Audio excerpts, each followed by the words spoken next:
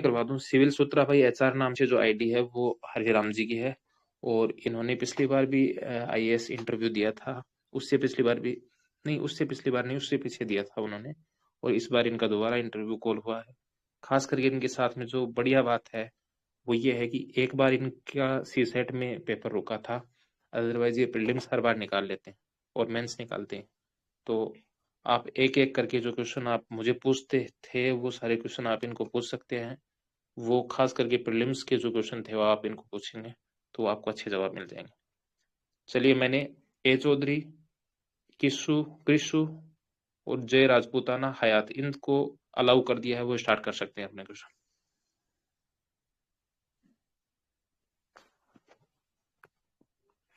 मेरी आवाज आ रही है ना रवि भाई?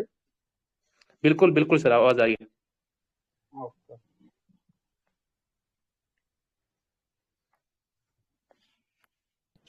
सर मेरा क्वेश्चन ये था कि आपने मतलब है ना तैयारी स्टार्ट की थी, तो प्री की और मेंस की अलग अलग की थी या एक साथ ही की थी, या आंसर राइटिंग कब से स्टार्ट की थी? फर्स्ट से आंसर राइटिंग स्टार्ट कर देनी चाहिए अपन को, जैसे टॉपिक कंप्लीट हो उसके बाद आंसर राइटिंग करनी चाहिए, या पूरी मतलब सब चीज़ें कंप्लीट हो जाए उसके बाद आंसर राइटिंग करनी चाहिए?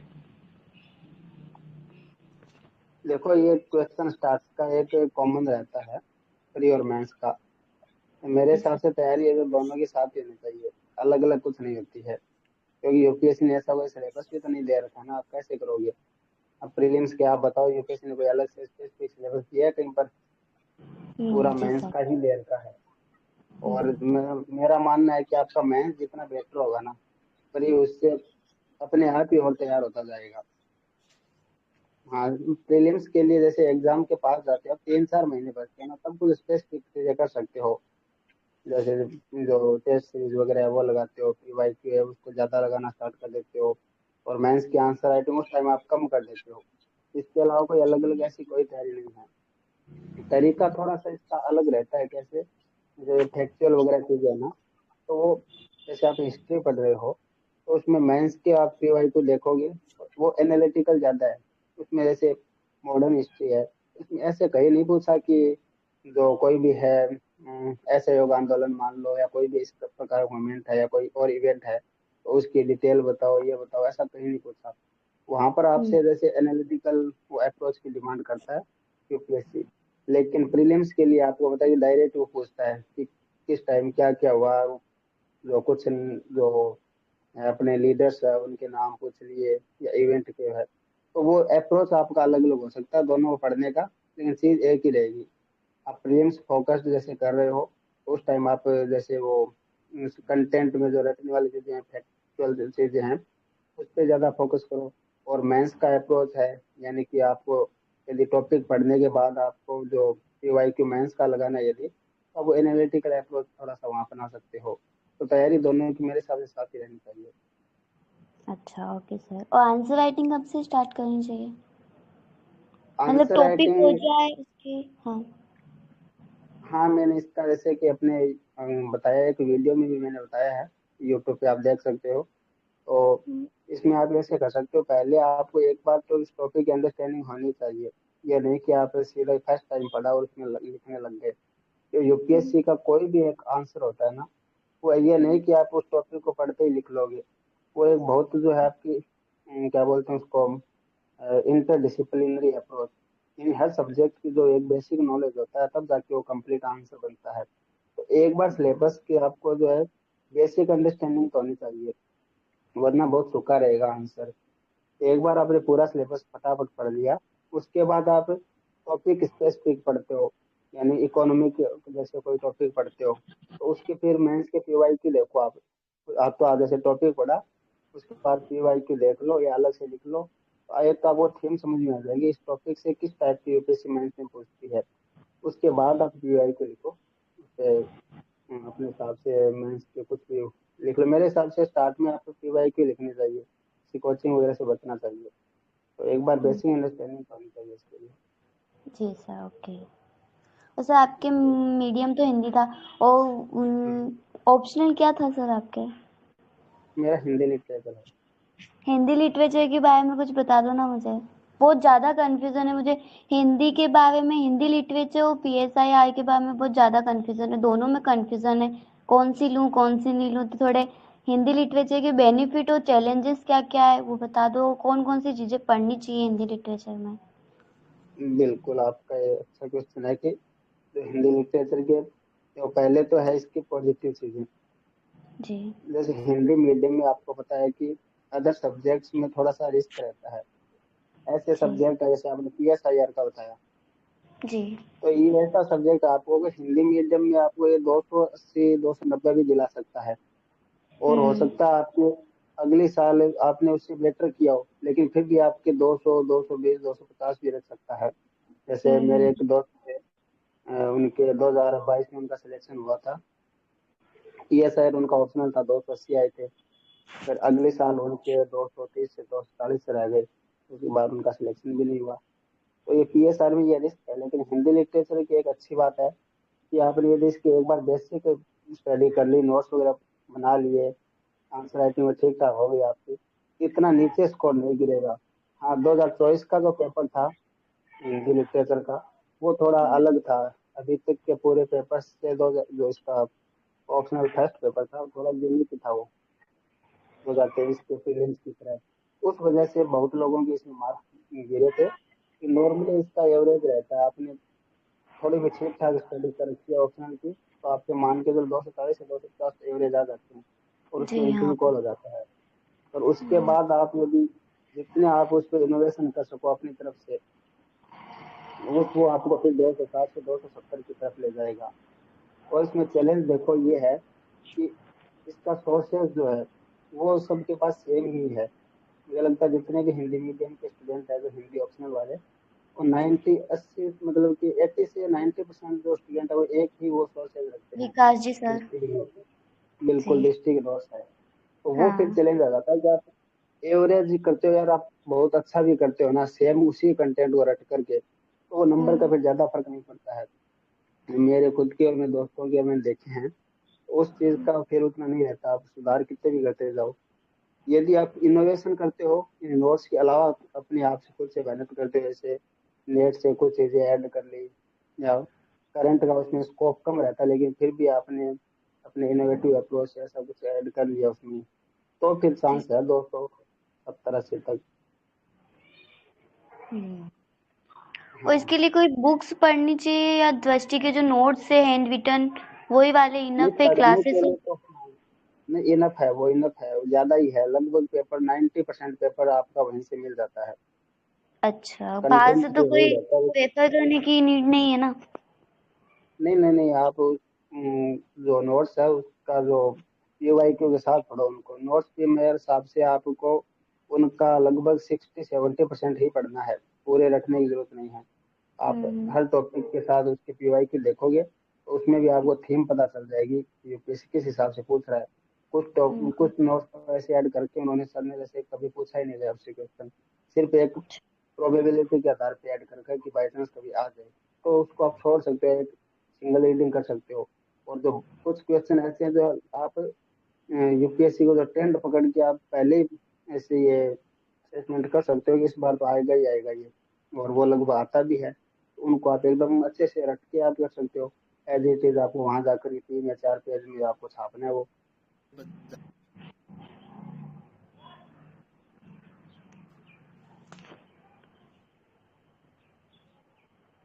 हाँ जी, वो सर आपकी वॉइस ब्रेक हो गई थी अभी। हाँ हाँ, वो कोई कॉल आ गया था, मैंने बता दिया। हाँ, और बताइए वो क्वेश्चन। बस सर हो गया, थैंक यू सो मच।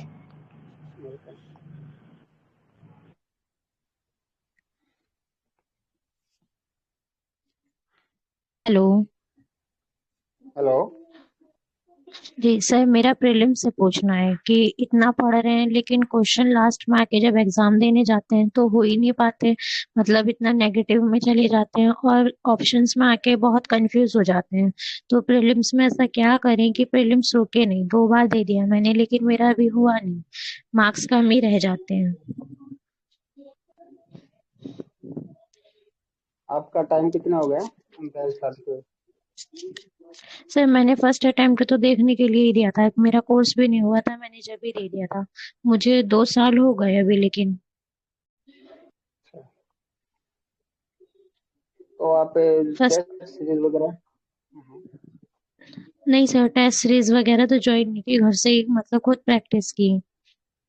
नहीं, खुद भी जैसे फ्री हो तो एक तो होता है जैसे कि कोई अलग अलग कोचिंग्स के आप लगाते रहते हो, पीवाईक्यू वगैरह भी करते हो। जी सर, पीवाईक्यू की थी मैंने। हाँ, तो पीवाई मेरे हिसाब से सबसे बेस्ट उपाय तो ये पीवाईक्यू है। 10-12 साल के पीवाईक्यू बार बार आप मतलब कि जैसे अब आपका इस बार है 23 मई को, तो उनको अभी जी पीवाईक्यू का अभी से देखना स्टार्ट कर सकते हो। या हर वीक एक पीवाईक्यू को वैसे यूपीएससी पे लगाते हो, 2 घंटे बैठ के लगाओ, फिर उसका एनालिसिस करो। कुछ क्वेश्चन उसमें होंगे जो उस टाइम करंट में रहे होंगे, उनकी टेंशन लेने की जरूरत नहीं है। लेकिन जो स्टैटिक के क्वेश्चन है, जो टॉपिक जी आपने पढ़ा हुआ है, फिर भी आप यदि जी जी प्रीलिम्स में गलती कर रहे हो तो उसमें देखो। और नॉर्मली ये होता है कि अपन 4-5 क्वेश्चन ऐसे जो बहुत सिली मिस्टेक्स की वजह से गलत करके आते हैं, उसमें न तो अपना जी ज्यादा सर। नॉलेज काम आता है।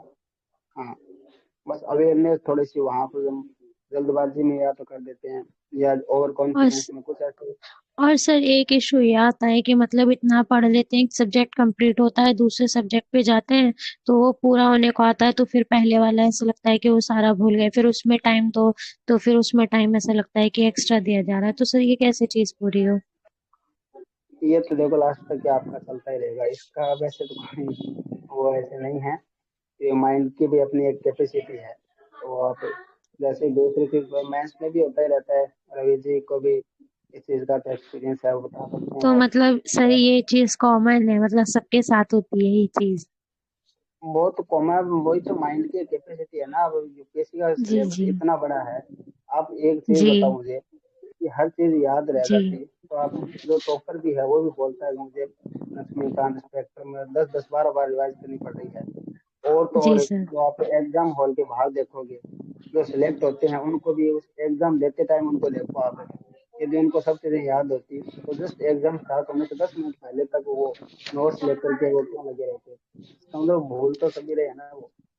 जी लेकिन तो इसका सर एक आप उपाय कुछ उपाय ऐसी है कि टिप्स। जी जी बोलिए। हाँ, इसका उपाय मेरे ख्याल से तो अब शॉर्ट नोट्स ही है आपके। जो भी पढ़ रहे हो उसके यदि नोट्स बना रहे हो तो जी जैसे बीच बीच में आप रिवाइज करते रह सकते हो। तो फैक्ट वाली चीजें हैं वो आप नहीं भूलोगे फिर।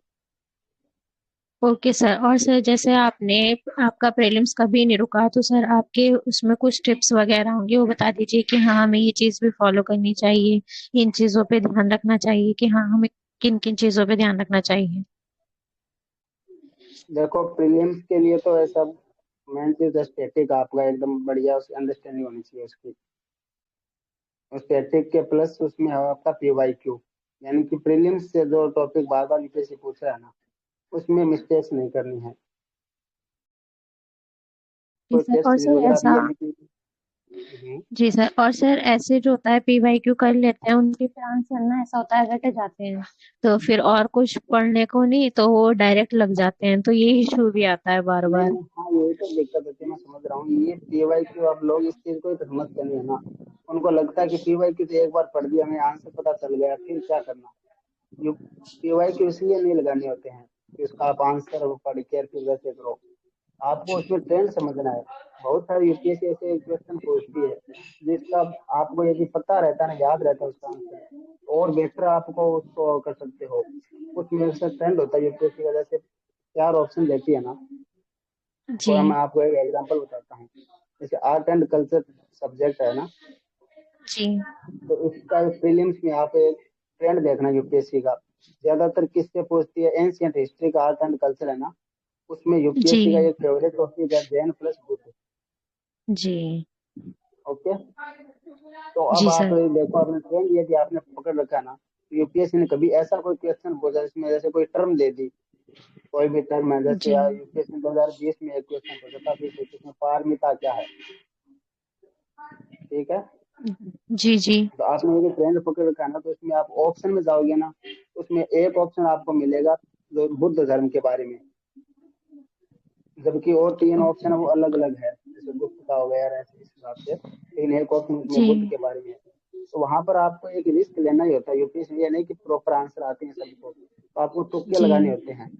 तो इस ट्रेंड के बेस पे आप तुक्के लगाओ कि हाँ यार, आर्ट एंड कल्चर और ट्रेडिशनल एंशियंट हिस्ट्री से है, तो यूपीएससी का ये फेवरेट टॉपिक है, तो ये ऑप्शन हो सकता है बुद्ध वाला। फिर वो नाम जो टर्म दे रखी है उसके साथ मैच भी होगा थोड़ा थोड़ा वो, तो उसको आप सही कर लोगे। तो आपके कम से कम 5-7 क्वेश्चन ऐसे जो सिर्फ यूपीएससी ट्रेंड को समझने की वजह से सही हो जाते हैं, और वही जो डिफरेंस क्रिएट करते हैं जो मेरी ओके सिलेक्शन में सर। और लाते हैं। सर और टेस्ट सीरीज वगैरह कितने लगानी चाहिए? जैसे टेस्ट सर तो आपके विजन की टाइम, हो गई, जैसे सर विजन की हो देखो गई, सिर्फ विजन की लगा ले? मैंने तो अभी तक विजन की लगाई है, और क्योंकि कोई इससे ज्यादा फर्क नहीं पड़ता, आपका स्ट्रेटेजी बहुत बढ़िया है, जी तो उसका फिर ज्यादा फर्क नहीं पड़ता। टेस्ट सीरीज जैसे विजन के 35 टेस्ट आते हैं, तो 35 तक आप जितने लगा सको तो बढ़िया ही है। मैं ये नहीं कह रहा कि आप 30 लगाओ। हाँ, यदि टाइम कम है या पीवाई को आप अच्छे से कर रहे हो तो हम 20-25 भी इनफ होते हैं। तो फर्स्ट अटेम्प्ट में मैंने 20 टेस्ट लगाए थे विजन के, तो आप उसमें 10 सेक्शनल, 10 फुल लेंथ लगा लो, या 20 से स्टार्ट करो तो पूरे 35 लगा लो। इसमें एक अच्छी बात यह है कि आपका जो स्टैटिक है वो थोड़ा सा अच्छे से और रिवाइज हो जाता है। कुछ अपन पढ़ते टाइम जैसे सिली मिस्टेक्स करते हैं ना, खासकर जैसे जी पॉलिटी वगैरह हो गया, उसमें जो अलग अलग इंस्टीट्यूशन है या आर्टिकल्स, उनके बारे में बहुत बारीक जो चीजें होती है, वो नॉर्मली अपन जी बुक जी पढ़ते हैं तो उसी पे ध्यान नहीं दे पाते। लेकिन आप वहाँ उसमें टेस्ट में आप देखते हो, गलती करते हो, फिर आप इस बुक में देखते हो यार यार ये इंपॉर्टेंट चीज थी, मैंने हाईलाइट भी कर रखी थी लेकिन ये मैं गलत कर दी, तो फिर आपका माइंड थोड़ा सा और एक्टिव हो जाता है उस चीज के लिए। तो टेस्ट सीरीज का फायदा ये है कि आपका स्टैटिक है, उसमें आप और फोकस्ड हो जाते हो। Okay sir, thank you. Welcome. Yes, next. इसलिए किसी और को कुछ पूछना हो तो एक बार बोलिए। मैंने कम से कम 8-10 लोगों को अलाउ किया है। बाकी जिन्हें कोई प्रश्न पूछना हो वो हैंड राइज कर सकते हैं। बाकी जिनको मैंने अलाउ किया है वो पूछ लीजिए, जिनके भी कोई प्रश्न हो। हेलो सर, आवाज़ आ रही है? हाँ हाँ, बताइए। सर मैं ये कह रहा था, मेरा 2 अटेम्प्ट हो चुका है, और इस बार थोड़ा क्या हुआ कि सीसेट थोड़ा रोक दिया था, और हम्म, पेपर 1 उतना भी टारगेट नहीं हुआ था, वो 85-90 के बीच में वो रुक गया था। तो ये हम्म, मैं पूछ रहा था कि जो PYQ लगाता हूँ, स्टैटिक्स पोर्शन से जहाँ क्वेश्चन आता है वो हो जाता है, लेकिन कई सारे होते हैं कैसे सुन नहीं है, सुना है तो ऐसा नहीं सुना है कि उसका आंसर दिया जा सकता है। तो वॉइस इसको ब्रेक कर रही हैंडल है कैसे आपकी। करना है? ये सारे सब्जेक्ट में ऐसे प्रॉब्लम आ रहे हैं। सॉरी, मैं आपका क्वेश्चन नहीं सुन पाया, वो वॉइस ब्रेक हो रही है बीच में। इसमें कॉम्प्रहेंशन भी थोड़ा सा। चंदन जी, आपकी आवाज सही से नहीं आ वॉइस रही। ब्रेक। एक बार आप लेफ्ट हो जाओ, फिर वापस आवाज लेफ्ट आ करके रही है देखो। ठीक से? हेलो। हेलो। नहीं, आवाज नहीं आ रही, आपकी ओके सही नहीं सर। आ रही। आपका मेन क्वेश्चन समझ में नहीं आ रहा है, वो वॉइस ब्रेक हो रही है बीच में।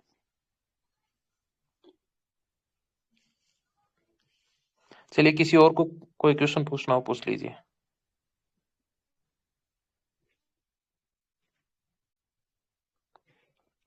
सूरज यादव, गौरव, गौतम कुमार, साधना, ए चौधरी, इन सबको मैंने अलाउ किया है। आप में से किसी को कोई क्वेश्चन पूछना हो पूछ लीजिए। और पिछली बार एक हिंदी लिटरेचर का में से कोई एक जना था जो पूछ रहा था, तो वो हिंदी लिटरेचर के बारे में अगर किसी को वो पूछना हो तो वो भी पूछ लीजिए।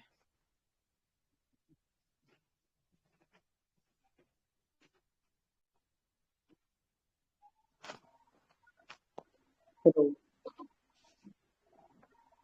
हेलो, आवाज आ रही है? जी हाँ, जी, आ रही है। बोलिए। नमस्ते सर। हाँ, नमस्ते। सर जैसे कि मेरा अटेम्प्ट मतलब 27-28 को टारगेट कर रहा हूँ, तो सर मतलब हिंदी साहित्य मेरा ऑप्शनल है, तो सर मेरे पास पुरानी ओल्ड वो हैं मतलब क्लासेस सर की, तो क्या सर उनसे काम चल जाएगा या मतलब न्यू बैच वगैरह लेना पड़ेगा? देखो, यूपीएससी का सिलेबस ऑप्शनल का वो तो सेम ही है, क्योंकि उस टाइम था और अभी भी है। और हिंदी लिटरेचर है वो तो एक वैसे भी स्टैटिक सब्जेक्ट है, उसमें कुछ चेंजेस भी नहीं हुए हैं। तो ऐसा तो कुछ नहीं है कि आप उसमें पुराना नया, उसमें नई चीज इतना ही है कि 2018-19 के बाद क्वेश्चन पूछने का थोड़ा सा ट्रेंड चेंज हुआ है। यूपीएससी की जो थीम है, हर टॉपिक से जो थीम होती है उसमें थोड़ा सा चेंजेस हुए हैं। तो वो आप यदि 5-7 साल तो पीवाई की वापस फिर से बार बार देखोगे, तो मैंने प्रीलिम्स के लिए बात कही, कोई चीज यहाँ पर लागू होती है। मेंस के जो 2018 तक के तो सर ने याद किए हैं, उसके बाद के आप 6-7 सालों के पीवाई के एक साथ रख लो, तो जो भी टॉपिक होंगे उसके साथ ये पीवाई के भी ऐड कर लो। जैसे उसमें कबीर एक टॉपिक है, तो कबीर को पढ़ रहे हो तो नेक्स्ट जो 7-8 साल में जो भी क्वेश्चन आए हैं उनको ऐड कर लो, फिर इसमें आप देख लो कि क्या चेंजेस हुआ है। यदि नहीं हुआ पहले जैसा है तो ठीक है, वही रखो, ऐसा कोई ज्यादा फर्क नहीं है उसमें। और अभी भी सभी वही क्लासेस कर रहे हैं, और मुझे लगता नहीं है दूसरी क्लासेस आएगी भी, तो इसमें इतना उसका कुछ नहीं है। Thank you sir. सर एक डाउट तो और था सर, जैसे कि मैंने मेरे नोट्स बनाए हैं, उनसे रिवीजन करता हूँ तो कुछ बन जाते हैं, कुछ क्वेश्चन नहीं बनते सर। बट समझ ये नहीं आ रहा पीवाईक्यू को एनालिसिस कैसे करें सर। मैं यही मतलब जैसे कि मेरे पास धर्मेंद्र जागर सर की बुक है, उसमें जो आंसर है उसे टिक कर देता हूँ, उसे नीचे गलती है उन्हें पढ़ लेता हूँ, पर समझ नहीं आता कि इसका तो सही है, सेम टू सेम दोबारा करता हूँ तो ऐसा लगता है मुझे आने लगा अब। तो समझ नहीं आता कैसे एनालिसिस करना है, कैसे मतलब कुछ पता नहीं चल रहा सर। प्रीलिम्स का बोल रहे हो क्या आप? हाँ सर, हाँ हाँ हाँ। इसमें देखो, आप एनालिसिस का मतलब ये, आप क्वेश्चन 7-8 साल के कम से कम आप लगा लोगे ना पेपर, और उनका भी 3-4 बार आप पेपर लगा लोगे ना, बार बार 7-8 साल के, तो आप वो एक अपने आप वो चीज पता चलने लग जाएगी। ये नहीं कि आप कोई एक पेपर उठाया और उसमें आप पूरा वो डीप में जा जा के देख रहे हो कि इसका कैसे करें। आप 7-8 साल यार लगाते रहोगे, बार बार लगाओगे ना, तो माइंड में थोड़ा याद रहना स्टार्ट होगा। वही है, जैसे आप कोई बुक अभी पढ़ो, मान लो आप स्पेक्ट्रम पढ़ रहे हो, तो स्टार्ट में यदि पढ़ रहे हो तो आप उतना अच्छे से उसको एनालिसिस नहीं कर पाओगे, हर चीज को नहीं जोड़ पाओगे ना। आप एक सिर्फ स्टोरी के रूप में पढ़ रहे हो, लेकिन कोई आपसे कोई एनालिटिकल टाइप का क्वेश्चन पूछ ले, आप अभी नहीं कर पाओगे इतना अच्छा, लेकिन आपके 4-5 रिवीजन हो जाएंगे, कुछ कंटेंट याद होगा, स्टार्ट की लास्ट की बीच की थोड़ी थोड़ी चीजें याद रहेगी, और बिल्कुल सबको आप कनेक्ट कर सकते हो ना। तो वही चीज प्रीलिम्स में है। 7-8 सालों के पेपर आपको ऐसा मतलब कि याद हो जाना चाहिए कि इस टॉपिक से यूपीएससी ने 2-3 साल पहले भी इस टाइप का क्वेश्चन पूछा था, अब वापस पूछ लिया। जैसे 10 साल में 3-4 बार लगभग इस थीम से यूपीएससी क्वेश्चन पूछ रहा है, माइंड में आपके ऐड हो जाएगी ना, फिर अपने आप वो एनालिसिस होने लगेगा। इसके लिए आपको अलग से ज्यादा कुछ नहीं करना होता है। और आगे चल करके अपना अपने चैनल पे भी इस टाइप कुछ करेंगे, जैसे यूपीएससी के जो पीवाई की है प्रीलिम्स के 5-6 सालों के, उसका उस बेस पे भी करेंगे कैसे एनालिसिस किया जा सकता है, पूरे एक एक क्वेश्चन लेकर के, यानी कौन से क्वेश्चन में ऐसे थीम रिपीट हो रही है, कौन सा जो पूरा फैक्चुअल ही है, यानी कि आप करंट पे हो तभी आप सॉल्व कर पाओगे। कुछ क्वेश्चन ऐसे होते हैं जो आप लगभग छोड़ने लायक होते हैं, उनमें पंगा लेने की जरूरत भी नहीं होती है, खास करके आईआर वगैरह कुछ क्वेश्चन है, तो उस पर भी अपन आगे चल के बाद में करेंगे। Thank you sir. Welcome. Next.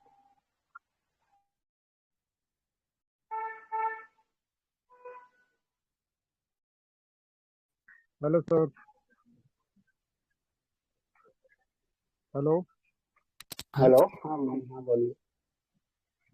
Sir, मैं ऐसे कह रहा था कि मेरे को, मैंने दृष्टि का ऑनलाइन बैच लिया हुआ है, और हम्म, और उनके नोट्स वगैरह सब कुछ रेडी है, तो क्या मेरे को, और सभी को एक बार पढ़ भी लिया है मैंने, तो उसके अलावा कुछ हम्म। और अदर किताबें पढ़नी चाहिए या फिर उन्हीं को बार बार रिपीट करता चलूँ मैं? किस चीज का जीएस ऑप्शनल, किस चीज की? मैंने जीएस का पढ़ लिया है, और ऑप्शनल का भी अब पढ़ रहा हूँ, उसकी लगभग 5-10 क्लासें हो रही है, उसका फिर से रिवाइज करना है। अब एक बार पहले पढ़ चुका हूँ, और अब उसका फिर से रिवाइज करना है। हिंदी का, हिंदी ऑप्शनल है मेरा। जीएस की क्लासेस के आपने नोट्स बना रखे हैं ना? जी। तो मेरे हिसाब से तो दृष्टि जितना लिखवाती है वो अपने आप में बुक ही तैयार करवा देती है, तो उसको आप अलग से फिर क्या सर्च करोगे वो। हाँ।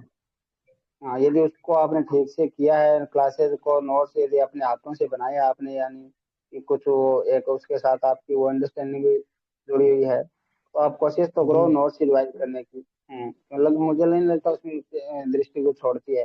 तो एक तरह से वो एक हैंड रिटन बुक की होती है वो।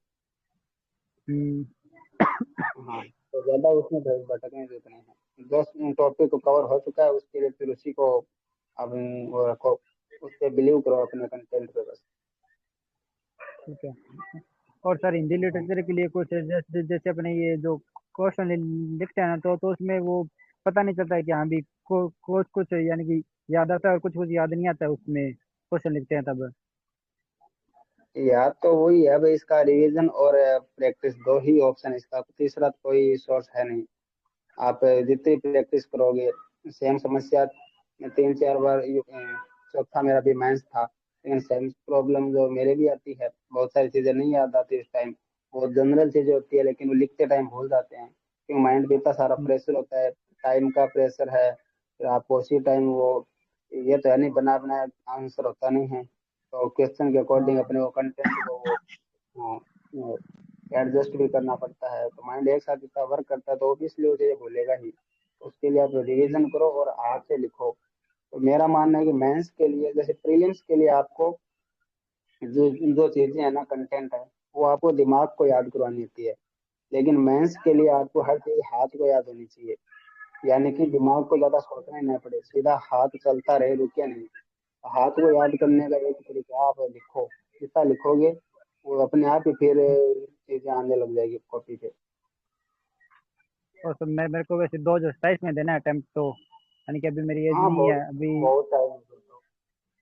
तो उससे मैं एक यानी कि खूब प्रैक्टिस कर सकता हूँ इसकी, मेंस की और प्री की, मॉक टेस्ट वगैरह लगा के हाँ, पूरी। और आप ऑप्शनल में तो आप एकदम अच्छे से कोटेशन पूरे कभी बन सकते हो, अभी तो पूरे जितने इंपॉर्टेंट कोटेशन है सब रट रट के, उनको लिख लिख के रट लो आप, तो फिर तो आपको कोई दिक्कत नहीं रहेगी।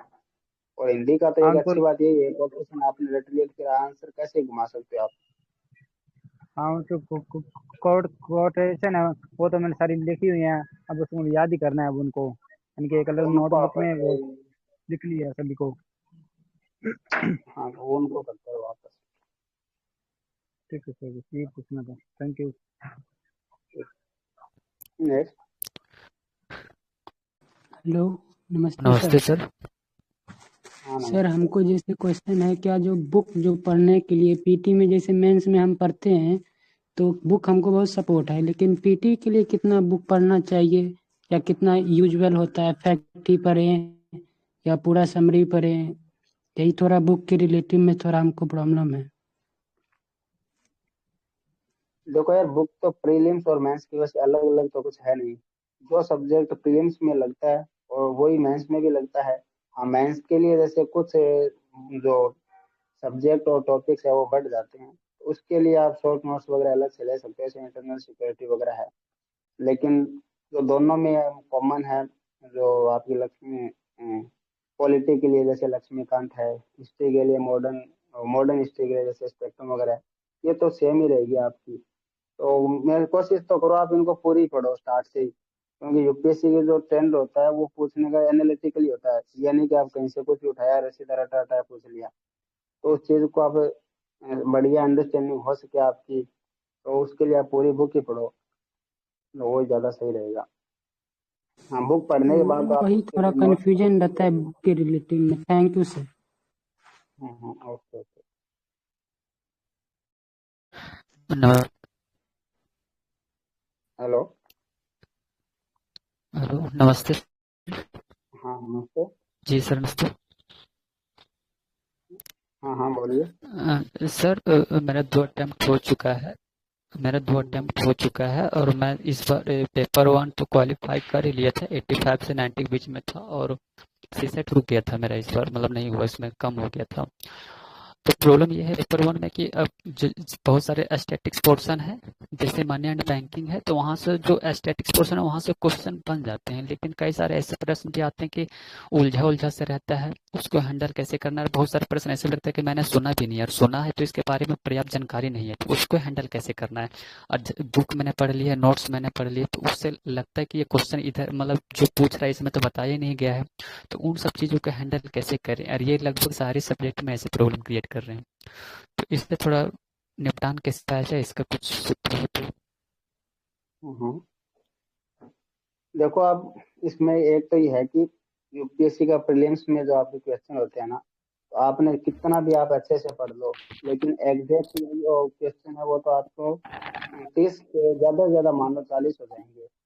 उसके बाद तो आपको ऐसा वो एक अप्रोच ही डेवलप करना पड़ेगा, एक ऐसी एबिलिटी करनी पड़ेगी आपकी जो तुक्के मार सको और जो पूछा है उसके आसपास उस चीज को पहचान सको। उसके लिए तो मैंने बोला भी पीवाईक्यू वाला ही। इसके अलावा आपका यदि बेसिक वो जो है ना स्टैटिक है वो यदि बहुत अच्छे से करके है ना, तो तुक्के आप थोड़े से लॉजिकल लगा सकते हो। तो उसके लिए आप बार बार प्रैक्टिस कर सकते हो। और ये तो दिमाग से आप निकाल दो कि जो मैंने पढ़ा वहां से डायरेक्ट कुछ आएगा। ये तो जो बहुत इजी वाले क्वेश्चन होते हैं, जो कॉमन सम जो है सोर्सेज है उससे, जैसे पॉलिटी वगैरह से, तो इजी वाले जो डायरेक्ट कंटेंट से आते हैं ना क्वेश्चन, वो तो सबके लिए इजी होते हैं। जो भी कंपटीशन में जो अच्छे से पढ़ रहा है, जो बार बार रिवाइज कर रहा है, कंटेंट तो सबके सेम ही है, उसने भी वही पढ़ रखा है। अब उससे आगे निकलना है तो आपको ये करना पड़ेगा, जो आउट ऑफ जो आपके सोर्सेज है या इस प्रकार के जो कंफ्यूजन वाले क्वेश्चन है वो आ रहे हैं, तो उसमें आपको एक एक्स्ट्रा एज लेना है। तो उसके लिए आप पीवाईक्यू वगैरह इनको अच्छे से करो, स्टैटिक उस पर अच्छी सी पकड़ बनाए रखो, ताकि उसके आधार उसके बेस पे आप एक तुक्का लगा सको कि हाँ यार यूपीएससी, जैसे अपन ने कहीं ना कहीं इसके बारे में पढ़ा है। आपको एग्जाम्पल दूंगा मैं आपको। अभी 3-4 साल में एक बार एक शायद 23 में आया था, 23 या 23 में। इसका जो अशोक के बारे में है, सम्राट अशोक ने जैसे अभिलेख वगैरह बहुत करवाया ना, हम्म। तो उसमें क्वेश्चन ऊपर दे रखा था कि इस राजा ने ये किया वो किया, जगह जगह अभिलेख करवाए या ऐसा होता है कि एक अभिलेख था। हाँ, सिर्फ एक अभिलेख का टेक्स्ट दे रखा था क्वेश्चन में कि इस अभिलेख में ये लिखा हुआ है, फिर ये लिखा हुआ है। फिर ऑप्शन दिया था कि निम्नलिखित में से किस राजा ने ये अभिलेख लिखवाया। फिर नीचे ऑप्शन था आपका सम्राट अशोक है, गुप्त है, और ऐसे दो और थे। तो अब आपको पता है, स्टैटिक आपको अच्छे से पता है, तो अब ये सबको ही पता रहेगा कि अभिलेख के बारे में ज्यादा फेमस कौन था, अशोक था। अब उसमें ऑप्शन अशोक, वो ऑप्शन अशोक लगा दोगे। अब आप कहोगे कि जो क्वेश्चन में ऊपर दे रखा है इतना वो टेक्स्ट है वो तो मैंने पढ़ा ही नहीं। वो किसी ने नहीं पढ़ा भाई वो, लेकिन वो तुक्के से आपने यदि स्टैटिक बढ़िया है तो वो तुक्का लगाओगे आप, यार इसके बारे में ज्यादा फेमस है ये चीज, ये कर देंगे। या मिडिवल में जैसे चित्रकला के बारे में पूछे और चार जो मुगल राजा है उनका नाम ऑप्शन में दे दे, तो ज्यादा चांस है कि उसमें जहांगीर का होगा, क्योंकि जहांगीर ज्यादा फेमस रहा है। वास्तुकला के लिए शाहजहां ज्यादा फेमस रहा है। तो उस हिसाब से आपको टॉपिक बढ़िया होगा तो कुछ तुक्के वो लॉजिकली लग जाते हैं। तो वही चीज करनी है। और सीसेट के लिए मेरा बैकग्राउंड नॉन मैथमेटिक्स रहा है, तो इसके लिए कॉम्प्रहेंशन को ज़्यादा पकड़ में करना चाहते हैं, तो उसके लिए क्या अप्रोच होनी चाहिए, और नहीं कॉम्प्रहेंशन नहीं, थोड़ा पहली बात तो छूट रहा है। ये सबसे गलत अप्रोच है ये तो। ये सबके जैसे मैथमेटिक्स वाले हैं और नॉन मैथमेटिक्स, ये उनकी दोनों की ये गलत अप्रोच है कि मैथमेटिक्स वाले सोचते हैं यार छोड़ो, अपन क्यों इसमें पढ़ें, जो कॉम्प्रिहेंशन वगैरह अपन तो मैथ्स वाले ही कर लेंगे। या नॉन मैथ वाले ऐसे सोचते हैं कि मेरे हिसाब से सबको ही लेके चलना। आपको 80 क्वेश्चन अच्छा। है तो उसमें यूपीएससी लगभग 40 क्वेश्चन ऐसे देती है जो आप एकदम कॉमन जो अंडरस्टैंडिंग है, और कोई भी सब्जेक्ट जैसे मैथ की है, कॉम्प्रिहेंशन है, उसकी कॉमन अंडरस्टैंडिंग से आप उसको सोल्व कर सकते हो। बस वो स्ट्रेटेजी सही अच्छा। रहनी चाहिए, यानी कि उन क्वेश्चन को आपको पहचानना है। तो एक चीज को लेके मत चलो आप, सब चीजों के बेसिक बेसिक लेके चलो, बहुत डीप में जाने की जरूरत नहीं है। और बात रही नॉन मैथमेटिक जो बैकग्राउंड है, तो मेरे से तो ज्यादा मुझे नहीं लगता किसी का जो बैकग्राउंड है वो वीक रहा होगा मैथ में। मैं तो 10वीं के बाद मैंने भी नहीं पढ़ी मैथ। मैथ क्या, मैं तो हिंदी भी छूट गई थी, संस्कृत बैकग्राउंड था मेरा 3 साल, जो संस्कृत से मेरी बीए हुई थी। और मैथ अच्छा। में 10वीं में भी मुश्किल से डरते डरते पास किया था। लेकिन इधर यूपीएससी के लिए इस जो पीवाईक्यू वगैरह देख के इसका ट्रेंड था, तो जैसे फर्स्ट अटेम्प्ट में मैंने पढ़ी नहीं थी मैथ, ये सी सेट, मुझे थोड़ा सा डर आता है यार, मैथ में तो दिक्कत ही है, तो उस टाइम मेरा नहीं हुआ सी सेट, लेकिन जीएस हो गया था। लेकिन फिर अगले साल 2-3 महीने पढ़ी मैंने ओनली यूट्यूब पर ऐसी क्लासेस व्लासेस देख करके, और 10 साल के पीवाईक्यू 2-3 बार उसको लगाए, तो बस फिर उसके बाद होने लग गया। 23 वाला जैसे थोड़ा सा वो हो गया था, तो उसमें मेरी मिस्टेक थी कि मैं उतना उसके लिए प्रिपेयर नहीं था, वरना वो भी इतना भी नहीं था कि बहुत ही हार्ड हो। तो वो डरने की जरूरत नहीं है, बस उसका प्रैक्टिस ही इलाज है उसका। आप 10 साल की पीवाई के भी जैसे से लगा लेते हो तो बस हो जाता है सी तो ऐसा कुछ नहीं, माहौल ज्यादा बना रखा है उसका। जी सर, तो वही सर, तो जो जीएस पेपर 1 पीटी में जो है उसके लिए कवर के लिए मतलब वो लॉजिकली लगाना पड़ेगा, थोड़े से तुक्का लगाना पड़ेगा, देख के कोई करके ऐसा ही उसके निपटा जा सकता है, या तो और भी हाँ कोई बिल्कुल, ऑप्शन है इसके लिए?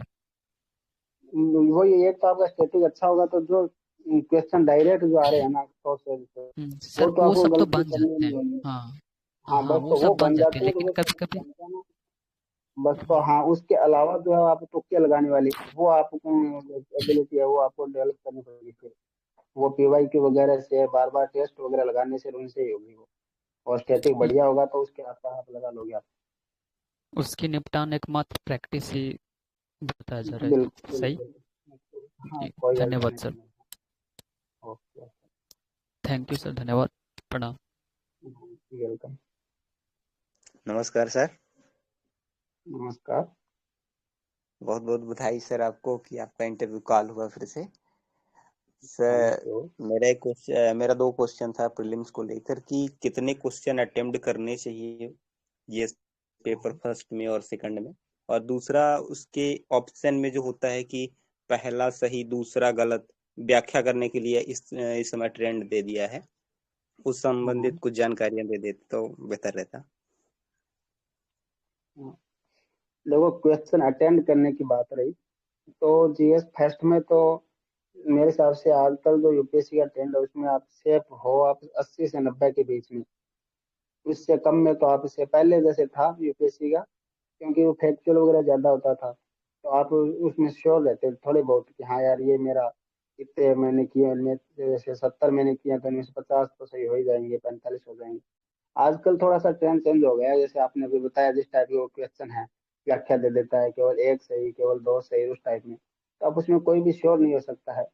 ये एकदम आपको जो ऊपर 3 स्टेटमेंट यूपीएससी ने दे रखे हैं वो आपको तीनों आते हैं, लेकिन वही है ना, नीचे फिर उसका और एक व्याख्या दे दी, उसमें आप तो एकदम सही लगते हैं, लेकिन वो पता नहीं वो कहाँ छोटी सी मिस्टेक होकर के वो ऑप्शन में वहां गलत हो जाता है वो। तो उसके बेस पे आप नहीं कह सकते कि सभी सही है, तो आपको रिस्क थोड़ा इसमें लेना पड़ेगा, 80 से 90 तक आपको जाना ही पड़ेगा इसमें। इससे कम रखने में मुझे लगता है रिस्क है इसमें। और दूसरा आपने पूछा वो नया वाला ट्रेंड है, तो उसका तो आप यही है यार, अभी जो बताया ना उस चीज पे ही पूरा आपकी अच्छे से पकड़ है। तो ये क्वेश्चन आ रहे हैं ट्रेंड वाले, नए ट्रेंड वाले, उसमें देखो सबके लिए वो उतनी बराबर की चैलेंज है वो। तो उसमें मिस्टेक्स आप कर रहे हो या जो सिलेक्ट हो रहे हैं प्रीलिम्स में वो कर रहे हैं, तो वो सब में ही हो रहा है, उसका ज्यादा वो नहीं है। इसके लिए आप और जो बाकी जो क्वेश्चन है, यानी जो स्टैटिक डायरेक्ट पूछे हैं या और इस टाइप के क्वेश्चन जो रिपीट हो रहे हैं बार बार, वो चीजें या ट्रेंड रिपीट हो रहा है, उसमें आप गलती मत करो। जैसे ज्यादातर लोग क्या करते हैं, जिसने बहुत अच्छी तैयारी कर रखी है वो 4-5 ऐसे सिली मिस्टेक कर आते हैं, बहुत इजी क्वेश्चन होते हैं, उसको जल्दबाजी में वो और कॉन्फिडेंस में गलत कर देते हैं, या जैसे और कोई छोटी छोटी मिस्टेक होती है ना, तो उसको आप प्रैक्टिस से सुधारोगे तो उसमें आप एक्स्ट्रा पा सकते हो। और नए वाले ट्रेंड का तो आप क्या ही कर सकते हैं, वो तो 2023 में अचानक से वो चेंज किया, तो मैं भी उनमें से बहुत कम क्वेश्चन में से श्योर था, और जितने में भी मैं ऐसे में कंफ्यूजन था ना, कि जैसे केवल 3 केवल 2, उनमें से मेरे ज्यादा जिसमें रिस्क लिया था मैंने वो मेरे ज्यादातर गलत हुए थे। लेकिन वो क्लियर, वो जीएस फर्स्ट वो क्लियर होने का तो मैंने रीजन वही था कि जो इसके अलावा जो क्वेश्चन थे स्टेटिक वगैरह के, वो उसमें मैं गलती नहीं की, सिली मिस्टेक्स, तो बस उसमें ही सुधार कर सकते हो आप। और जी इस सर, और पे फीस। रवि जी भी इसको बता सकते हैं फिर थोड़ा। जी जी जी। और सर सी सेट के लिए क्या करना चाहिए कि कितने क्वेश्चन अटेम्प्ट, क्योंकि पासिंग मार्क्स तक के ही लिए हम लोग को चाहिए, ना कि ज्यादा स्कोर के लिए। तो उसमें क्या 30 क्वेश्चन अटेम्प्ट करना होना चाहिए या 50, क्या लेके अप्रोच चलने चाहिए था? उसमें मेरे हिसाब से 40 से 50 क्वेश्चन। 40 में भी थोड़ा रिस्की रहता है। एवरेज जो मैं एक बताना चाहूँ, जो आइडियल जो नंबर होता है 45, उसके एक दो ऊपर नीचे मान लो। मेरा तो यही रहता है। जैसे मैंने 40 भी क्वेश्चन है, 6 अटेम्प्ट में मैंने सबसे कम क्वेश्चन एक बार किए हैं 2022 में किए थे, 40 क्वेश्चन अटेंड।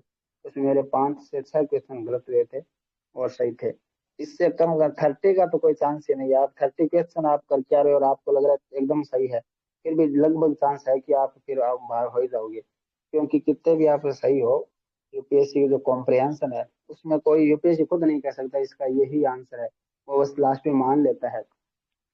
तो या तो ये हम कह ही नहीं सकते कि मैं एकदम जो 30 क्वेश्चन कर रहा हूँ वो लगभग सभी सही है। इसमें 5 तक तो एकदम गलत हो ही जाते हैं। तो ऐसा रिस्क तो कभी नहीं लेना। आप 40 तक तो मिनिमम जाना ही है। उसके ऊपर आप जितना टाइम हो उस हिसाब से मैनेज कर सकते हो। तो फर्स्ट जो आपका टारगेट होना चाहिए वो 40, फिर जो टाइम बचे उसके हिसाब से देख लो आप जितने भी अटेंड कर सको। लेकिन एक कोशिश करो कि गलत नहीं करना है। यहाँ 50-50 वाला रिस्क नहीं लेना है, ये ध्यान रखना जरूरी है। जो स्ट्रेटेजी आपकी जीएस के लिए ये होता है कि आप जहाँ 50-50 में चले गए ना, आपको लग रहा है कि दोनों में से कोई एक तो है, फिर आप उनमें से एक तो ही करना ही होता है। यानी कि यार चलो छोड़ते हैं, माइनस मार्किंग हो जाएगी। नहीं, वहां नहीं डरना। वहां ये डरोगे तो उसमें आप बाहर होने की ज्यादा चांस है जीएस फर्स्ट में, यदि आप 50-50 में रिस्क नहीं लेते हो तो। लेकिन यदि आप सी सेट में 40 से 45 क्वेश्चन कर रहे हो और उसमें 50-50 वाले में रिस्क ले रहे हो, तो यहाँ पर आपके फिर चांस बढ़ जाते हैं बाहर होने के। यहाँ वो रिस्क नहीं लेना है। कोशिश करो जिसमें एग्जैक्ट आप चाहते हो उनमें ही करो। लास्ट ऑप्शन के रूप में आप फिर वो रिस्क ले सकते हो यदि और आंसर नहीं मिल रहे हो तो। Okay. Okay sir. Okay sir. और जैसे क्या दोनों पेपर में अगर तुक्के नहीं लग रहे हैं, तुक्के गलत हो जा रहे हैं, तो क्या हमको फिर रिस्क लेना चाहिए? क्योंकि मान लीजिए 40 क्वेश्चन जीएस पेपर में फर्स्ट सही कर दिया, 40 या 50 क्वेश्चन, अब अगर ज्यादा करेंगे तो वो कट ऑफ में के नीचे चले जाएंगे। या तो फिक्स कर दें या कि कैसा करें, उसको हैंडल नहीं होता। मतलब मैं टेस्ट भी लगाता हूँ तो मेरे से हाँ, तुक्के 100% वो आपको सुधार ये करना है कि तुक्के थोड़े सही जाए। तो उसका ऑप्शन वो यार, आप तुक्के लगा किस बेस पे रहे हो। तुक्के का मतलब ये नहीं कि यार चारों में से जो भी बस मुझे लग रहा है कि ये होगा दोनों में से, यार ये नहीं ये होगा, ये कर देता हूँ। इस मतलब तुक्के लगाने का बेस होता है वो आपका स्टेटिक वगैरह आपने यदि पढ़ा हुआ है ना, उसका एक लॉजिक होता है। ये नहीं कि सूखे तुक्के लगा रहे हो कुछ भी। ऐसे ही वो दो चार में से चुन लिए, यार ये दो ही लग रहे हैं अच्छे लग रहे हैं तो इनमें से मैं तुक्के लगा देता हूँ, तो वहाँ लगभग चांस है कि आप गलत ही होगा। हाँ, उसका एक पीछे लॉजिक है वो एक, यदि आपका है सही है तो तब ज्यादातर चांस है तुक्के सही होने के। और आप कह रहे हो 40 क्वेश्चन जो परफेक्ट सही हो रहे हैं, तो उसके बाद भी आपको तुक्के तो लगाने ही पड़ेंगे। मान के चलो 50% क्वेश्चन तो आप तुक्कों से ही करने होंगे। तभी तो यूपीएससी वो है ना अनप्रेडिक्टेबल, और थोड़ा सा इसमें इतनी बार जो बार बार सिलेक्ट हो जाते हैं, जो फाइनल सिलेक्शन हो जाता है वो भी प्रीलिम्स में रुक जाते हैं। तो इसका मतलब आप सब कुछ उनको आता होता तो फिर एक बार पास होने के बाद वो रुकता कैसे। तो ये वो तुक्के लगाते हैं वो आधे क्वेश्चन के बाद। तो कई बार ये है कि 3-4 तुक्के ऊपर नीचे हो जाते हैं तो वो रुक भी जाता है। तो ये रिस्क तो आपको लेके साथ में लेके चलना पड़ेगा यूपीएससी के बारे में। श्योर नहीं कह सकता इस चीज के बारे में। ये कैपेसिटी ये आप डेवलप करो कि तुक्के जो उसके लॉजिक जो है वो एक थोड़ा सही हो, स्टैटिक से जुड़ा हुआ हो। तो वो चीज वो मैंने पहले बताई। स्टैटिक को बार बार रिवाइज करो, प्लस पीवाईक्यू का एनालिसिस करो, प्लस टेस्ट सीरीज को आप अच्छे से करो 3-4 बार। तो बस इस चीज से आपके 4-5 क्वेश्चन जो एक्स्ट्रा आपको तुक्के से ही हो सकते हैं और वहीं आपको एज मिल जाएगा बस। Okay sir, thank you sir. Welcome. Next. Hello. Hello. Hello, नमस्ते सर। हाँ, नमस्ते। सर मैंने दृष्टि कोचिंग ज्वाइन कर रखी है। 1 साल हुआ है। पिछली बार अगस्त में स्टार्ट हुआ था। तो हम्म, अभी तक सिलेबस भी मेरा कंप्लीट नहीं हुआ है। वैसे ऑलमोस्ट हाँ, मेजर जो सब्जेक्ट है, मतलब जो प्रीलिम्स में ज्यादा स्कोप रहता है, वो तो हो चुके हैं। पर मेंस का जो इथिक्स का पोर्शन वो अभी टोटली बचा हुआ है। और ऑप्शनल भी अभी उसी कोचिंग से मेरा चल रहा है, और सी सेट भी अभी करना है क्योंकि मैं आर्ट्स बैकग्राउंड से हूँ। तो अभी मेरे को प्रीलिम्स पे फोकस कर लेना चाहिए या फिर मेंस का जो चल रहा है वो भी चलने देना चाहिए साथ में? देखो ये 2026 का आप अटेम्प्ट ले रहे हो, तो मैंने अपने जैसे जी यूट्यूब चैनल पे भी इस पे एक वीडियो बनाया था कि अगले जो 7-8 महीने हैं इनमें आपको कैसे वो अटेंड करना है सब्जेक्ट्स को।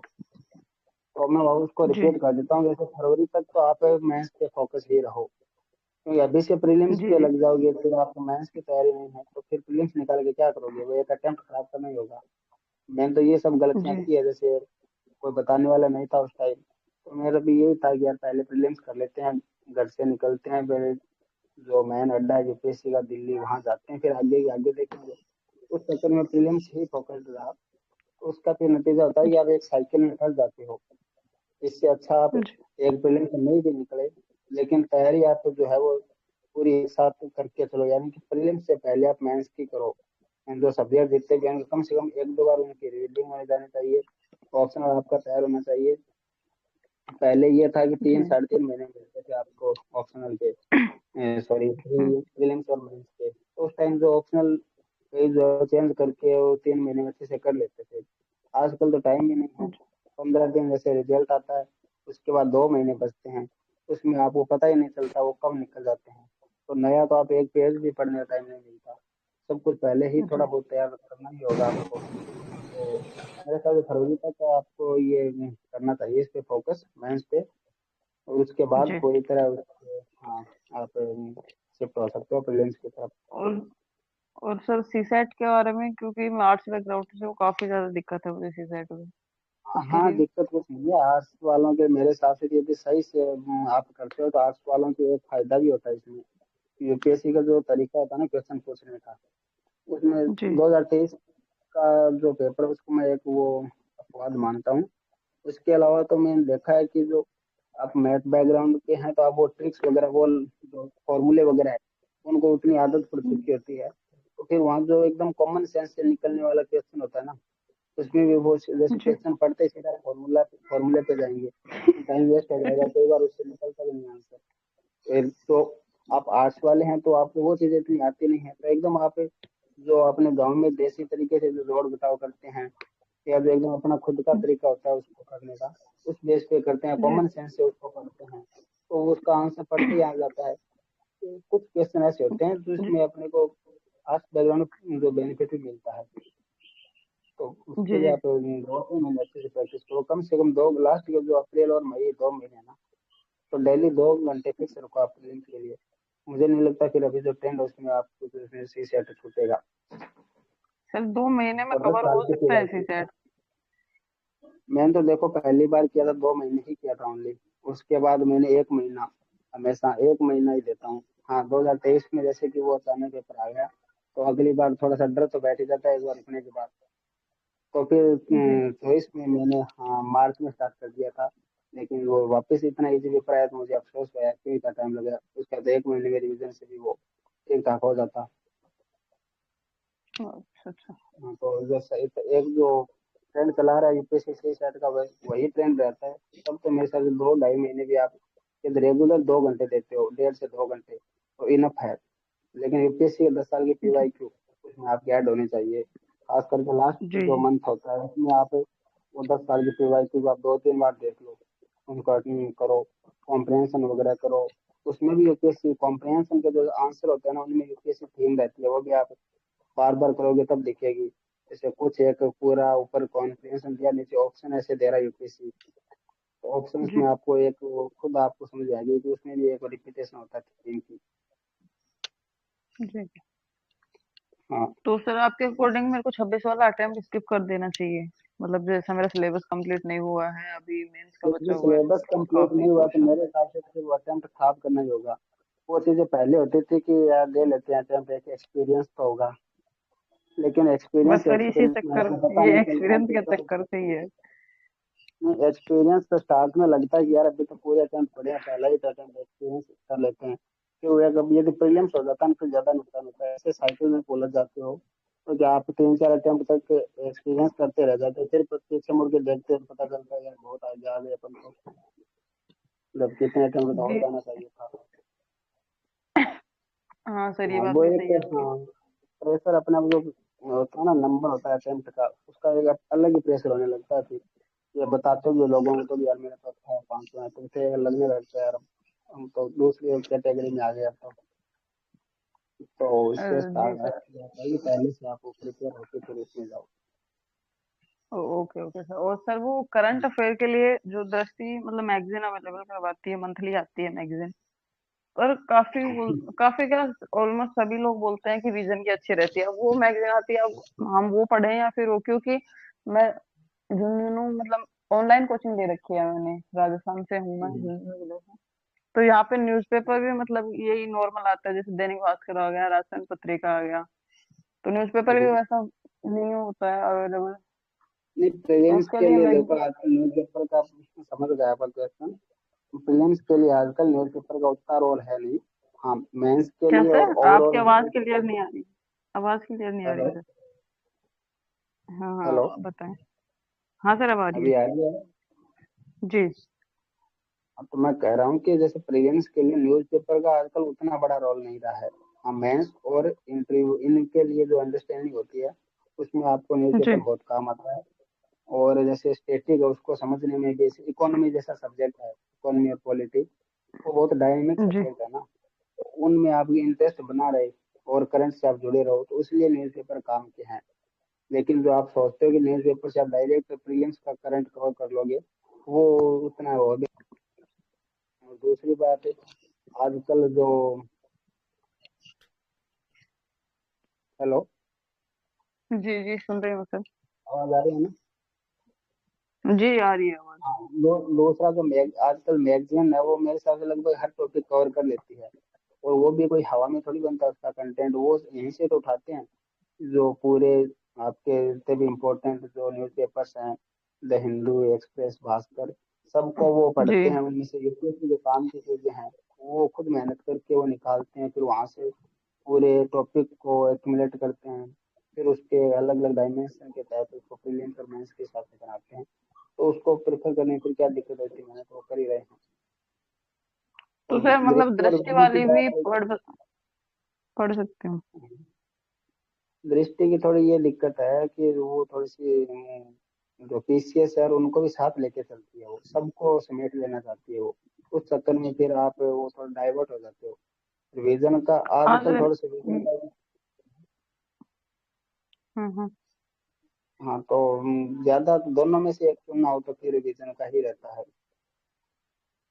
और आप ये भी किसी के अच्छा। 2-3 अटेम्प्ट हो चुके हैं, आपने यदि अटेम्प्ट अच्छे से किए हैं पहले, जो ये सॉरी विजन की मैगजीन वगैरह 2-3 बार आपने पहले पढ़ चुकी है 2-3 अटेम्प्ट में, तो आपका नहीं लगभग हर सर, मैंने अभी सब्जेक्ट। अटेम्प्ट दिया ही नहीं, इसलिए कुछ नहीं हुआ। हाँ नहीं दिया फर्स्ट सेकंड अटेम्प्ट वालों के, मैं नॉर्मली विजन का ही बोलता हूँ, विजन पे आप कर सकते हो प्रिफर। दूसरे भी उससे कोई बेटर हो तो उसका मुझे पता नहीं, कि मैंने तो यही पढ़ी है।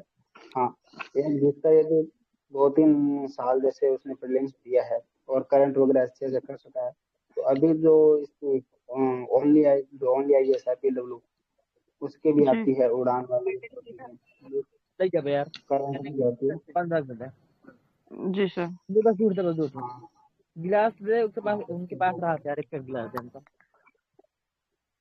हाँ, आप अपना म्यूट कर लीजिए, आपके वो अदर वॉइसेज आ रही है। Okay sir, thank you. बस यही पूछना था कि ज्यादा दिक्कत तो इसमें आ रही थी कि मेरा सिलेबस भी नहीं हो रहा है कंप्लीट और अटेम्प्ट भी देना है, तो इस चक्कर में कुछ, क्योंकि मेरा नहीं नहीं मेंस का ज्यादा प्रायोरिटी पोर्शन सिलेबस बचा पर हुआ मत। है। प्रीलिम्स का तो ऑलमोस्ट हो चुका है, वो तो जो मेजर सब्जेक्ट होते हैं वो हो गए हैं। और अब फिलहाल ये हो एक रहा है एक बार कि तो ज्यादा मेंस डिले करना कर रहे मेंस हैं को। कोचिंग वाले भी। हाँ, हाँ। क्या? एक बार तो मेंस का आपको हो जाना ही चाहिए। अच्छा अच्छा, ठीक है सर। हाँ थैंक ओके, वेलकम। चलिए, अब जिनका भी कोई क्वेश्चन हो एक बार पूछ लीजिए। लगभग 5 बजने वाले हैं, तो हम इसको 5-10 मिनट में पूरा करेंगे फिर, है ना? मेरे ख्याल से जिन्होंने हैंड राइज किए थे मैंने उन सबको अलाउ कर दिया है। अब आप में से किसी का अगर कोई क्वेश्चन हो तो जल्दी से हैंड राइज कर दीजिए, मैं उनको अलाउ कर दूंगा और वो जल्दी से क्वेश्चन पूछ लीजिए, फिर हम 5 या 10 मिनट में इसको पूरा करेंगे।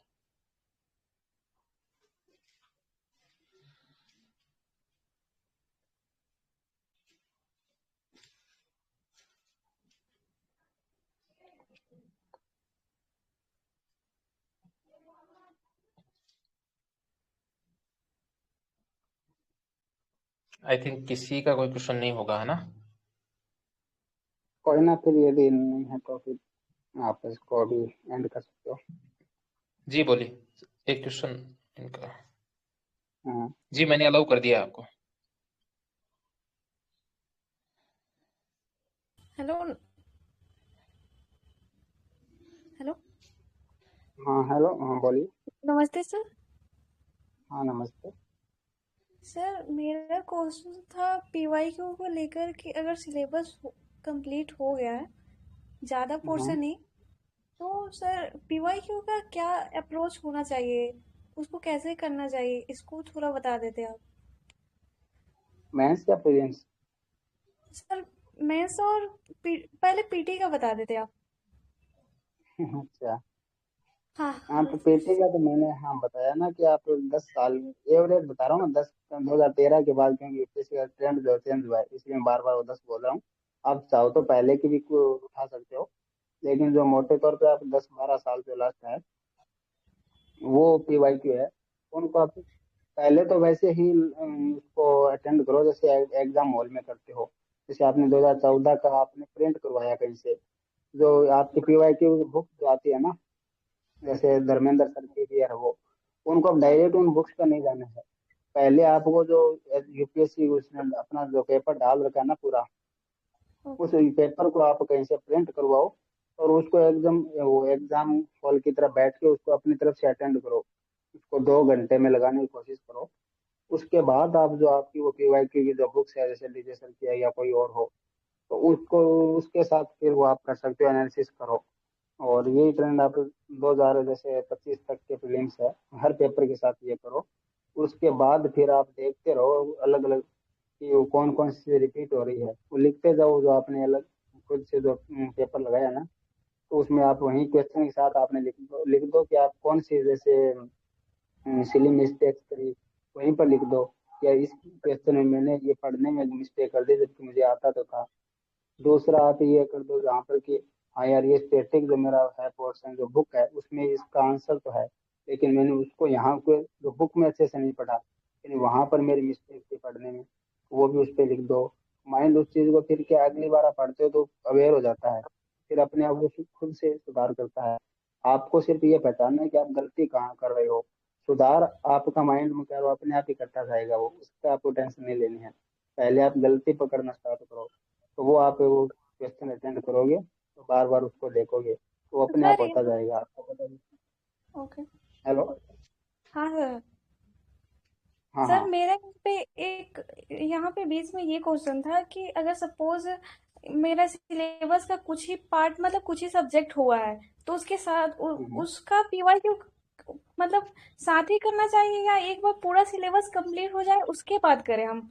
जैसे सपोज अगर इकोनॉमी खत्म हो गया है, तो क्या हमें उस मतलब उस सब्जेक्ट का पीवाईक्यू देखते रहना चाहिए, इसका क्या अप्रोच हाँ है या बाद में। हाँ, कोई दिक्कत नहीं। प्रीलिम्स के आप देख सकते हो, मेंस के भी देख सकते हो, उससे ये नहीं है कि कुछ ज्यादा आपको अच्छा ही होगा कि स्टार्ट से माइंड उसके लिए आपका वो एक सही डायरेक्शन में रहेगा। अब वो चीज कईयों का ये क्वेश्चन रहता है कि हम पहले ही वो आंसर देख लेंगे तो फिर उस पीवाईक्यू को कैसे हाँ उसको हाँ हम लगाएंगे, हाँ उसका हाँ हम सर। आंसर तो पता चल जाएगा। ऐसा कुछ हाँ नहीं हाँ होता। आंसर आपको याद उसी का रहता है नॉर्मली, जो बहुत फैक्चुअल वाला होता है ना। और यूपीएससी के कुछ ऐसे क्वेश्चन होते हैं जो मैं हर बार हर अटेम्प्ट में लगाते आ रहा हूँ वो पीवाईक्यू, और आज भी मुझे वापस वो क्वेश्चन पकड़ा देना उनमें से यूपीएससी का पेपर। तो जैसे 50 से 60 जो क्वेश्चन ऐसे हैं, उनका आंसर मुझे अभी भी याद, मैं कंफ्यूज हो ही जाऊंगा कि यार यहाँ ए था या बी था, वैसा कुछ। तो वो आप बार बार करते रहो तो उसका कोई ज्यादा नहीं होगा। ओके। हेलो। हाँ सर। हाँ तो साथ साथ में आप देखते रहो जो टॉपिक कर रहे हो, उस टॉपिक के क्वेश्चन भी आप देखते रहो। हाँ इस टॉपिक से इस टाइप के क्वेश्चन आ रहे हैं, तो सही है, वो माइंड पहले से प्रिपेयर रहेगा, फालतू की चीज नहीं पड़ेगा, फिर वो ट्रेंड सर समझता यहाँ पे रहेगा एक। पीवाईक्यू में ये भी दिक्कत आती है कि उसको समझने को लेकर के मतलब क्या पूछना चाह रहा है उसमें, और मतलब समझने में हम लोग में बहुत गैप हो जाती है क्वेश्चन और मतलब हम क्या समझ रहे हैं वो क्या पूछना चाह रहा है उसके बीच में गैप हो जाती है सर। है ना? ये तो देखो, हाँ जैसे जैसे आपकी अंडरस्टैंडिंग बढ़ेगी ना सिलेबस की, पूरा सिलेबस आप हाँ, पढ़ोगे तब अपने आप सुधार होता जाएगा, उसके ज्यादा टेंशन वाली बात नहीं है वो। अच्छा। वो तो आप हाँ जैसे जैसे रिवीजन करते जाओगे, अदर सब्जेक्ट का आपका नॉलेज बढ़ेगा, तो वो चीजें होने लग जाती है। और एग्जैक्ट अंडरस्टैंडिंग तो किसी को नहीं होती, नो अटेम्प्ट जिनके हो चुके हैं उनके भी बहुत सारे क्वेश्चन में ये प्रॉब्लम रहती है कि नहीं समझ में आ रहा है। तो वो आपकी गलती नहीं है, वो किसी फिर लेवल भी था ना, एक कुछ में लैंग्वेज ऐसी टफ होती है, तो वो हमारे भी नहीं समझ में आती, तो ऐसी क्वेश्चन को छोड़ना भी पड़ता है, कुछ तुक्के भी लगाने पड़ते हैं। तो वो एक कॉम्बिनेशन है हर चीज का, जो एक लेवल होता है ना क्वेश्चंस का, बहुत इजी से लेकर के मीडियम और हार्ड वाला, तो वो सबके लागू होता है, तो वो ज्यादा टेंशन लेने वाली बात नहीं सर मेरा ये एक और क्वेश्चन है, जैसे मेरे को 2027 में अटेम्प्ट देना है, ठीक ना? तो है। सर मेरा ये सवाल था कि अगर अप्रैल मई तक मैं अगर ऐसा सब्जेक्ट जो प्री और मेंस दोनों को मतलब कवर करता है उसको मैं कर लूँ मई तक, और उसके बाद मैं मई से लेकर दिसंबर तक ये ऑप्शनल और मेंस का पोर्शन करूँ, है ना? और हाँ उसके हाँ, बाद पीटी का करूँ जनवरी से, उसके बाद मई तक। तो क्या सर ये स्ट्रेटजी अच्छी है, या मुझे बीच बीच में मतलब मेंस का भी लेना चाहिए, या क्या करना चाहिए? मैथ्स का देखो आपने अभी तो बताया, जो सब्जेक्ट दोनों में कॉमन है उसको तो अभी हाँ करते हाँ रहो, और उसके हाँ की हाँ जो प्रीलिम्स और मेंस दोनों की देखते रहो, तो हाँ आपको हाँ पता रहेगा कि हाँ टॉपिक से इस टाइप के जो क्वेश्चन बार बार रिपीट हो रहे हैं। उसके अलावा जो कुछ क्वेश्चन है, वो कुछ सब्जेक्ट है, इंटरनल सिक्योरिटी है, डिजास्टर मैनेजमेंट है, हाँ ओनली हाँ मेंस में आते हैं। हाँ तो वो हाँ आप सर। जो है ये पूरे, हाँ जो कॉमन सब्जेक्ट होने के बाद वो कर सकते हो, और उसके साथ आप ऑप्शनल भी रख सकते हो, तो सही है, उसमें कोई दिक्कत नहीं, आप सही से कर रहे हो तो। लेकिन ये नहीं कि अदर सब्जेक्ट को पूरी तरह छोड़ दो, इनका रिवीजन वगैरह चालू ही रखना आपको। Okay sir. हाँ, okay sir, thank you so much. Welcome.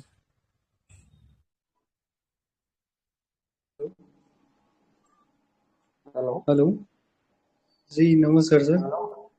हाँ नमस्कार, बोलिए। हेलो। आवाज आ रही है सर हाँ हाँ, क्लियर? हाँ आ रही है, आ रही है। हाँ सर, मेरा क्वेश्चन ये था कि मुझे 2027 में अटेम्प्ट देना है। हम्म। अ, मैंने एनसीईआरटी कर रखा है पहले से।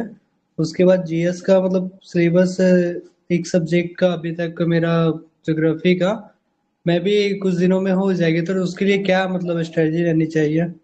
कुछ समझ में कभी कभी नहीं आती सर, डर लगता है होगा या नहीं होगा। सॉरी, मैं क्वेश्चन वो बीच में वॉइस ब्रेक हो गई, एक बार रिपीट करोगे आप? हाँ सर बिल्कुल। मैं बोल रहा हूँ सर, मेरा अटैम्प्ट 2027 में है। उसके मैंने एक मतलब एनसीईआरटी मैंने पढ़ रखा है, और उसके मतलब सिलेबस सर कवर तो अभी एक ज्योग्राफी का किया हूँ, बाकी नहीं किया हूँ। बाकी सर डर लगता है हमेशा, मतलब कि होगा कि नहीं होगा, तो कैसे क्या प्लान रखे सर? यार डर तो देखो, इसका तो कोई इलाज नहीं है, आपको चालू तो अपनी स्ट्रेटेजी तो वैसे ही रखनी है। 27 का आप कर रहे हो तो आप टाइम देखो अपने पास कितना है, एवरेज 1.5 साल जी आपके पास है। तो इसका अभी इन्होंने ऐसे सिस्टर ने बताया आपसे जस्ट पहले, तो वो उनकी जो स्ट्रेटेजी थी तो लगभग सेम ही रहेगी। आप भी मई या जून तक आप जो कॉमन सब्जेक्ट है प्रीलिम्स मेंस के वो निपटा लो, और उसके बाद ऐसे एथिक्स और अदर मेंस सब्जेक्ट है वो कर लो, और जनवरी 2027 से अपने जो प्रीलिम्स फोकस्ड हो जाना। तो स्ट्रेटेजी तो यही रहेगी। बात रही डर की, तो उसका तो फिर कोई इलाज नहीं है, वो तो आप कॉमन है, वो रहेगा ही। ऐसे परफॉर्मेंस का रिजल्ट आया है, तो उसके पहले मुझे भी अच्छा खासा डर लग रहा था, क्योंकि 2 बार पहले मैच निकल चुका है, अब की बार तो उस दोनों मैच से ज्यादा भी बढ़िया था मैच। लेकिन फिर भी डर तो सबको रहता ही है, क्योंकि यूपीएससी अनप्रेडिक्टेबल है भाई, किसी भी सब्जेक्ट में कुछ भी हो जाए, तो वो तो साथ में एक रहेगा, उसका आप ज्यादा उस पर ध्यान नहीं देना है, यदि करना हाँ है सर। तो बस फिर वो। जी जी। हम्म। सर कोई कोई ऐसा क्वेश्चन भी होता है ना प्री का, जिसमें समझ में नहीं आती है कि क्वेश्चन, जैसे मैम ने अभी कुछ देर पहले बोली थी कि सेम वही क्वेश्चन था कि मतलब कि वो पूछ रहे ऐसे प्री हो या मेंस का हो ना, कुछ कुछ क्वेश्चन पूछता है तो उसमें पता नहीं चलता, अंदर सेल्फ कॉन्फिडेंस ये हो जाती है कि पता नहीं ये क्वेश्चन नहीं बन रहा है, होगा या नहीं होगा। ये नहीं हो ऐसा जाता है। नहीं होता, आप मैं समझ गया। मैं ऐसा कोई भी क्वेश्चन आपके पास आए ना, तो आप ये सोच के आगे निकल जाओ कि यार अभी मेरी प्रिपरेशन इसलिए नहीं हुई है, लेकिन अभी टाइम पड़ा है, अभी 1.5 साल और पड़ी है आपके पास, तो इसमें आप कितनी सारी चीजें पढ़ोगे। और ये नहीं आपने कि आप पॉलिटी के हर क्वेश्चन आप जो है ना सिर्फ पॉलिटी पढ़ के आप अटेंड नहीं कर सकते।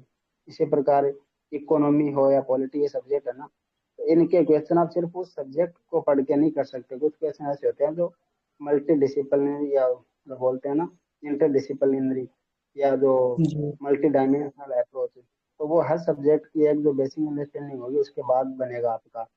तो वो तो उसके बाद आपके समझ में आने लायक हो जाएगा। और कुछ ऐसे होते हैं जो उसके बाद में समझ में नहीं आएगा। तो यूपीएससी में अभी आपने बात की 80 से 90 क्वेश्चन अटेंड करने हैं, इसका मतलब 10-12 क्वेश्चन छोड़ने भी थे ना, तो वो यही क्वेश्चन होते हैं, ऐसा मान के चल लो बस। अच्छा जैसे स्ट्रेटजी क्या होती है, मतलब जैसे एक दिन में 2 जीएस पेपर, एक करंट, कैसे क्या करना है सर, थोड़ा सा प्लीज ये मुझे बताएं। यार ये तो अब आपके कंफर्टेबल पे है ना, आप कितना आप टाइम दे रहे हो। तो मेरे हिसाब से एवरेज तो अभी जो टाइम दे रहे हो आप, तो दो जी दो सब्जेक्ट को ले सकते हो। प्लस करंट करंट का जैसे न्यूज पेपर वगैरह अभी मैगजीन अगर नहीं जाना आपको, मैगजीन 27 का अटेम्प्ट दे रहे हो तो आप मई जून तक जाके के स्टार्ट कर सकते हो। अभी आप कोई भी न्यूज पेपर घंटे पर ऐसे ही पढ़ लो, जनरल जो आपका इंटरेस्ट है उसके हिसाब से। और आप जो ये है स्टेटिक के जो दो पेपर आप अटेम्प्ट कर सकते हो एक दिन में, जैसे 3-3 घंटे दे दिए इस हिसाब से। ओके और सर। कुछ है जो आप ये कुछ मैं बताना चाहूंगा, जैसे आप सोशल मीडिया का भी अभी यूज कर सकते हो आगे की बेस बढ़िया बनाने के लिए। एक अपने यूट्यूब पे जो सोर्सेज वाला जो वीडियो है उसमें मैंने बताया था 2-4 चीजें। एक तो है कि भारत की खोज नाम से यूट्यूब पे क्लास वो है, शोज है, लगभग 50-55 एपिसोड उसके हैं। तो अभी डेली जैसे हिस्ट्री पढ़ रहे हो आप, तो हिस्ट्री के जी साथ डेली वो एक खाना खाते टाइम वैसे फ्री टाइम में एक एपिसोड उसका देख लिया तो एकदम मूवी स्टाइल में वो है। लेकिन इसमें आपका बेस बहुत अच्छा बन जाएगा, माइंड में इमेजेस है वो पहले से क्लियर रहेगी, तो फिर याद रखने की चीजें ईजी होगी। इसी प्रकार कॉन्स्टिट्यूशन का भी है एक संविधान नाम से 10-12 एपिसोड, ऐसी चीजें आप देखते रह सकते हैं साथ साथ में अभी टाइम पड़ा है। जी sir. Okay thank you sir. Welcome.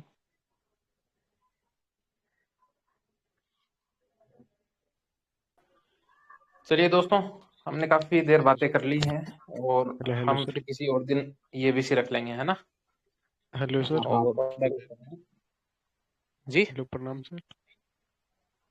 अच्छा हाँ सिद्धार्थ सर ये बोले कि बोले कि सर मेरा GS4 और GS2 और GS3 का लगभग नवंबर एंड तक लगभग खत्म हो जाएगा। तो हाँ। अभी से GS1 को छोड़ के प्रीलिम्स की ओर शिफ्ट हो जाए या फिर कंप्लीट करके ऑप्शनल भी लगभग मेरा कंप्लीट हो जाएगा दिसंबर तक। इस पे अपन ने अभी बात की थी कि जैसे आप और ये सब कंप्लीट हो जाएगा ना आपका, तो आप जी कोशिश तो करो फरवरी तक हाँ इनको करने की। अभी डायरेक्ट सीधा ही प्रीलिम्स पे वो ये शिफ्ट हो जाओगे तो ये चीज छूट जाएगी, फिर आगे इनको कवर करने का टाइम नहीं मिलेगा। प्रीलिम्स के लिए तो जो ये है कि आपके पास फिर 3 महीने अच्छे से बहुत होते हैं, 3 महीने सही से करो तो। यानी पहले से आपके थोड़े नोट्स वोट्स है या पहले 2-3 रिवीजन हो चुके हैं बुक्स के, फिर 3 महीने इनफ होते हैं टेस्ट वगैरह रिवीजन के लिए। तो कोशिश तो करो पहले इस चीज को मेंस की जो चीजें हैं, उनको कम से कम एक बार तो कवर करो।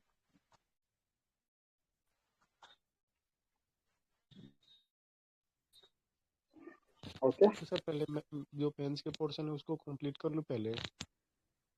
हाँ यार मेंस को तो अब करना ही पड़ेगा ना, वरना मेंस से जो है ना प्रीलिम्स हो भी जाएगा तो क्या ही हो जाएगा उससे। आपके पास जो मेंस में आपके जो कॉम्पिटिटर है उनका तो आप लेवल देखोगे, ज्यादातर तो फिर रिपीटेटरी होते हैं, नए वाले कम होते हैं। और बहुत तो उसमें सेलेक्टेड भी होते हैं, तो उनसे आप कॉम्पीट करना आते हो तो कम आप एक बेसिक तो आपका सब कवर होना चाहिए ना। Okay thank you sir. अच्छा वेलकम। चलो तो फिर अभी इसको हम करें। चलो ठीक है सर, थैंक यू सर, आप सबका बहुत बहुत धन्यवाद भाई। और मैं इसको शेयर कर दूंगा और इनका हरिराम जी सर का एक टेलीग्राम चैनल है वो भी मैं शेयर कर दूंगा, तो आप बाकी इनको वहां पूछ लेना। और मेरे ख्याल से हाँ सारे उस क्वेश्चन हो पे गए होंगे, तो जो चलिए। है बाय। हेलो, हाँ रवि जी। हाँ जी। हाँ, उस पे मैंने वो डाल रखी है तो अपनी कॉपी, जैसे इस बार जो लिखे थे रिवीजन की, और उस पे हाँ जो हाँ।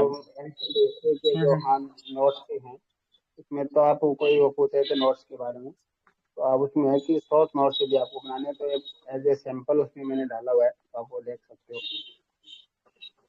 बिल्कुल, मैं लिंक डाल देता हूँ, वो देख लेंगे जिनको जरूरत लगे। बाकी आप सब जुड़े, थैंक यू।